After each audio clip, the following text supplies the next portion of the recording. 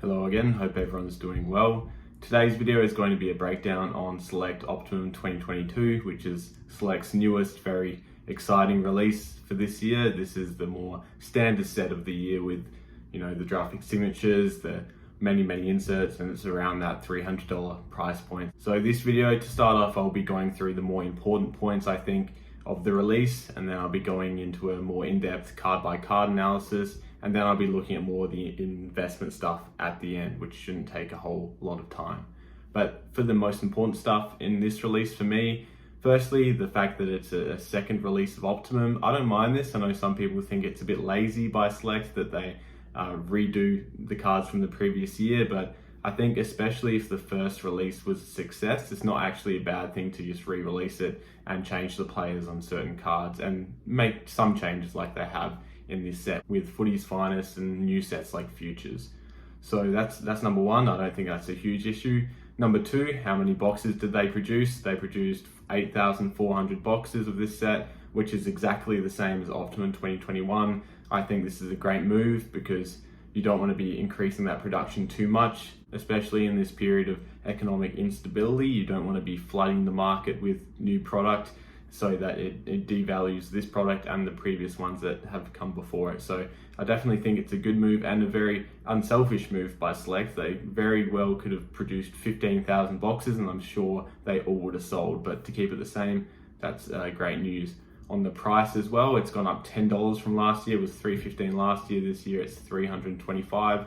Once again, I think that's very reasonable. It's roughly 3%, which is lower than inflation actually. So I think Select's done a good job with that as well. Moving into the next important conversation, and that's what's the cards in this box actually worth. And I've done a quick EV calculation. Like if you've been a subscriber of the channel for a while, I did one of these for Footy Stars Prestige 2021, which is a long time ago now. And if you've been a viewer of the channel, you probably remember that one. If you haven't been a viewer of the channel, I'd recommend checking out my older videos. I've got lots up, probably about 40 videos up on the topic of footy cards and everything that goes along with it. But I'm gonna chuck up the one for Optimum 2022 now. This is my very rough EV calculation on what the cards inside the box will be worth. And I think I have been quite conservative, which I like to be. I don't wanna pump it up too much and say cards are just gonna boom straight out the gate. So I've got my calculation at about $410. Realistically, at exactly on release date, when these cards first hit the market, it's probably gonna be higher than this. It's probably gonna be about $500 due to the hype. But within a week or two, I think it's gonna settle around this $400. But that doesn't mean I think the boxes are gonna settle at around $400. I think there's always a bit of a breaker's premium.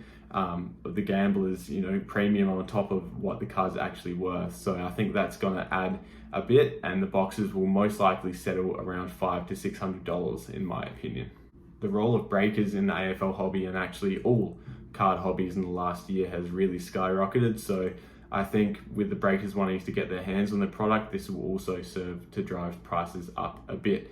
But I'm going to be going through these cards in a bit more detail soon, so I don't want to go one by one at the moment, but this is my rough estimation. I might be a bit low on some cards like the Platinum DPSs. I might be a bit high on others, such as the Optimum Plus Parallels, maybe at $8, that's a bit high, but honestly, I think I've been very reasonable here, and that just shows how strong this release is already. If I'm using conservative figures and it's still giving you this $410 expected value for when you crack the box. The next main point I want to go into is the amount of rookies in this set. And it's a huge number. I've never seen this amount of rookie cards in a Select set ever. And I think it's a very calculated move by Select to put this amount of cards in, which will hopefully increase and stabilize the value going forward, because a handful of these rookies are very likely to have a standout year next year, next 5 years, and also just long term the whole career, which will serve to stabilize the prices in these boxes. And I've got the numbers right here for Jason Horne-Francis. He's got 10 rookies all up now for the year and 7 in this Optimum set. Now, they're not all key rookies, which is the distinction I like to make, and some people probably won't call them rookies at all, because people might say, well, it's only a rookie if it's got RC on the card, like the Optimum Plus and Optimum Plus Parallels, or if it's a draft pick signature. But for me, if it's in the same set, it's a rookie. It doesn't mean it's a key rookie, because the draft pick signatures are clearly the most key rookies of those players. But any card they're on is a rookie card, in my opinion. And Horne-Francis and Nick Dacos, Josh Rochelle and Sam Darcy, for example, they all have a heap of cards in this set. So there's a lot to choose from, and it just makes me think, if they did this back in the day with Dustin Martin, for example, and he had 10 different rookies to choose from, that would really serve to boost the hobby now, in my opinion, because if you had 10 choices, then you could have different price points. For example, his Optimum Plus out of 455 might be a $20 card, but then the Optimum Plus Parallel might be a $50 card, and just goes up and up and up until we get to the Platinum, which might have been a $2,500 card at this point already. So I think this is a very smart move. It's very similar to what I said about the Supremacy rookie high-end cards last year, where it's setting a base where if any of these players become absolute superstars, then the future collectors will have a lot of cards to draw back on from their rookie year, which will keep the market moving. So those are the key high-level points I wanted to make before getting into the nitty-gritty. Firstly, they've kept the production and the price quite stable, which is great for the collectors. Next, although they've done this, they've kept the value of the box extremely high, which is not good if you're trying to buy on the secondary market. But if you're an SCC member, or you can get the box at retail or just cheaper than the top resale, you will have a great time breaking it and getting lots of value back, or even reselling it and going into other cards from the release or previous releases. And the third point is the amount of rookies in the set. Some people might think it's too much and it's diluting the pool of rookies a bit, but for me, the more the better, because we don't want any situations like we had in the past where Gary Ablett Jr. doesn't have a really strong rookie card. Nat Fyfe only has one, Judd only has two, Dangerfield only has three. Like, imagine if all those players had 10 different rookie cards. It would really help the industry right now, in my opinion. So I think this is a great idea, and I hope they keep doing it in future years. Okay, so now I'm going to go card by card, give you all a chance to have a look at the actual designs of the cards. First of all, we've got the base, which is not too much to talk about, but it's a nice looking card. And we'll just skip straight through this. The second one is the Optimum Plus. This is numbered out of 455, I believe. Extremely similar to the one last year, just a slightly different design. It's worth noting that this includes a rookie subset as well. Next, we've got the Optimum Plus Parallel, which is out of 115. Sorry, the Optimum Plus is actually out of 450, not 455, but the Parallel version is out of 115, also with a rookie subset. Next, we've got a new addition, the Futures card. Personally, I think this is the swap out for the Specialist card from last release, and you might remember that I didn't really like the design of the Specialist card last year, and the Futures kind of has a similar kind of vibe, but I think this might be the kind of card that looks fantastic in hand, and more importantly, it has rookies included in this set. So we've got people like Horne-Francis, people like Nick Dacos in this set. So I think this is going to be an extremely underrated rookie insert set of this release. Next, we've got the All Australian cards. These are numbered out of 195 this year. This is a very standard part of most Series 2 products for Select, so it's not a big surprise in any way. However, they do have an All Australian Medal Parallel set this year. This is numbered out at 80. I think these cards look awesome, at least from the release video. I'm going to be interested to see how they look in hand, but personally, I just don't see the huge collectability with them. It's the kind of card that I really like the look of it, but I think collectors and investors' heads will be turned towards a lot of the other cards in the set, unfortunately.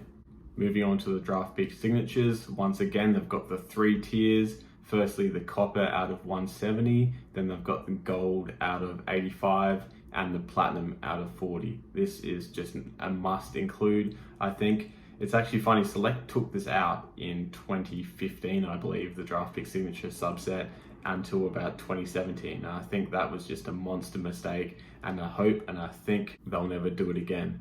But for the look of these cards, they look very similar to last year, which is a tad disappointing because usually they do mix up the look of the draft pick signature card more than the other cards in the set. And I would have liked to seen a slightly more unique design on this card. In saying that, I do think these will be the most important and sought after cards in this release. I'm looking specifically at Nick Dacos, obviously, but there are other people in that draft class who are performing at a high level and have lots of potential to become stars in the future. My guess is that the Nick Dacos Platinum DPS will come out the gate at about $1,000, but it could go up to about $1,200 in my opinion, which is just a crazy huge price. But he does show a huge amount of promise, and if he turns out to be an elite superstar of the game, a DPS out of 40 of that kind of player, 1,200 could seem cheap in 5 years time, but who knows. Next, we've got the Matrix cards. This seems like the fill-in for the headliners last year, and that's got some people speculating whether they'll have a short printed Matrix like they had the out of 25 headliners last year, which I wouldn't be surprised if Select does this, and that would even add more dollars to the EV. But I personally like this card design a lot better than the headliners, and once again they have included some rookies in this set, so that's something to watch out for. Onto the footy's finest, and it's interesting to me they've had this card numbered out of 80, and it's still a low amount, but there's multiple cards in this set which have a lower pop count, but I think they're really counting on the fact that people love the footy's finest refractor, and I think that's a good idea, because if people like the design and the history of a card so much, they don't need to make it extremely low numbered to command a high price. So I think it's a smart move actually keeping it numbered out of 80. They've got a great list of players for the footy's finest this year. However, they have Cochin again. I feel like he's been on a lot of high-end cards for Richmond recently, and it would have been cool to see someone else maybe on that one. Okay, so onto the non-DPS signed cards of this release, and they've got a great lineup of past and present players to sign this. It's a really smart idea to not only sign the dual sig, but also sign the individual Optimum mirror cards. I think that adds a lot of sneaky value to the release as compared to last year. But for me, it's all about the choice of names. They did great last year. I remember as Nat Nui and Cousins for one of them. But this year, they've probably even raised the bar a bit further. They've got names such as Judd, Buckley, Gary Ablett Jr., Fraser Gehrig's a really cool one. And as a Dogs fan, the combo of Bailey Smith and Brad Johnson, that's just a huge winner for me. And I never want to buy any of these modern cards usually, but that one has really piqued my interest. And I'll be interested to see what price it levels off at, because that would just be a super sick card to have in the collection. But like I said, all the cards are signed, the singles and the duals, and they're both numbered out of 50. So that's one of the super big chase sets of this release for me. Probably the biggest being the dual signature. The last card to talk about is the medal winners card. So there's only 50 of these numbered, which is very low. They've decided to jack up the All Australians a bit higher, the standard ones at least, but they've kept the medal winners very low. So this is just extremely rare to hit in a pack. But for me, I'd much rather a slightly less rare per pack ratio if I'm getting a footy's finest, if I'm getting any signature card, if I'm getting a dual sig card. So for me, the medal winners, although they're going to be super rare and super hard to pull, they're not the number one card I'm looking at in this release. And just in their look as well, they don't have that super high-end kind of sheen to it, so that doesn't necessarily pull me in. But that's every card of the release. Let me know which is your favorite design-wise and also chase-wise. And finally, I'm just going to be talking about investment in this release. And you probably know my thoughts about investing in new release, which is generally don't do it.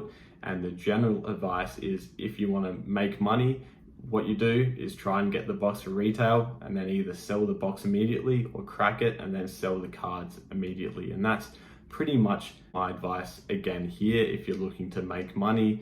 I think lots of these cards in the medium to long term will actually go down. The cards that might be flipping opportunities are those rookie inserts that I mentioned. So especially the more oddball ones, I'm looking at the futures, the matrix, they might slip through the radar a bit for some people. And if that player then goes out to have a big year next year in 2023, I think the flipping opportunities might actually be there. It probably won't be huge dollar amounts, but you might be able to see some kind of return.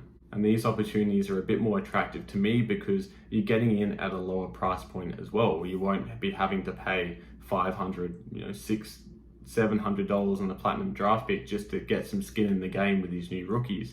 You might be able to pick up a parallel or an insert for $10 to $20. So that greatly reduces the risk of losing substantial amounts of money when speculating on these new players.